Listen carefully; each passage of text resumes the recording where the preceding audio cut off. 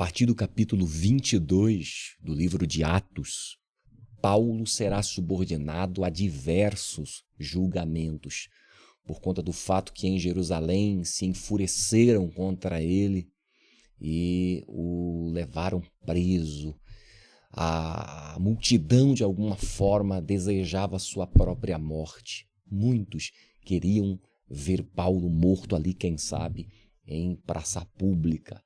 Não fossem os instrumentos que Deus usaria ao longo daquele tumulto todo, Paulo não seria livrado da mão daqueles homens ferozes. Muitos deles eram religiosos, muitos deles conheciam sobre Deus e sobre sua palavra, mas naquele momento não tiveram nenhuma piedade de Paulo, porque Paulo pensava e agia diferente da maioria deles, e consequentemente eles não suportavam quem tinha uma mensagem com muito maior eficácia e poder do que eles, e intentaram contra a vida de Paulo, atentaram contra o seu santo ministério e o levaram preso.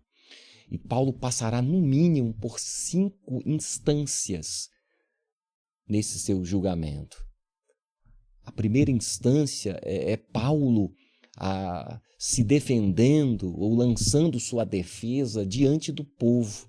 Esse é o primeiro julgamento de Paulo, diante do povo, daquela multidão. E diante da multidão, Paulo levanta a sua voz. Obviamente que no meio de uma multidão existe muito barulho, mas Paulo levanta a sua voz e dá seu precioso testemunho de como ele havia sido um fariseu zeloso, um religioso que excedia o conhecimento de muitos da sua idade. Era um homem muito experimentado, havia aprendido aos pés dos maiores mestres.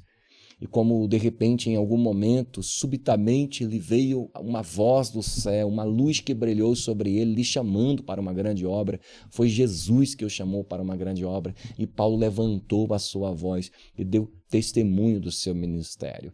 E aquilo que ele testificava era verdade, porque assim aconteceu de fato na vida dele. Ele foi zeloso pela obra de Deus. Ele havia se tornado um perseguidor, ele encerrava os cristãos no cárcere, matava-os, até que o Senhor lhe apareceu e lhe chamou para uma grande obra. Então Paulo dá testemunho, ele entende que é necessário que ele conte o seu testemunho, muito embora isso não vai valer muita coisa para alguns daqueles homens que estão enraivecidos ali, mas Paulo testemunha que Deus o havia chamado para uma grande obra e ele não foi infiel à sua chamada. E mesmo com o povo em alvoroço,